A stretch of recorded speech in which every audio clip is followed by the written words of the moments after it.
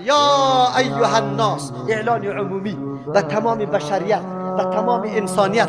یا ایها الناس، ای تمام بشریت، قد جاءتكم موعظه، یقینا بفهمید، درک بکنید و هوش بیایید، براتان موعظه آمده. موعظه، هر سخنی که تاثیر در قلب داره، به شرطی که قلب آماده پذیرش باشه، هر سخنی که انسان از کار زشت و غلط منع میکنه، او را به نام وعظ یاد میکنه. آیا از کتاب الله متعال کرده بزرگترین وعظ دیگه وجود داره؟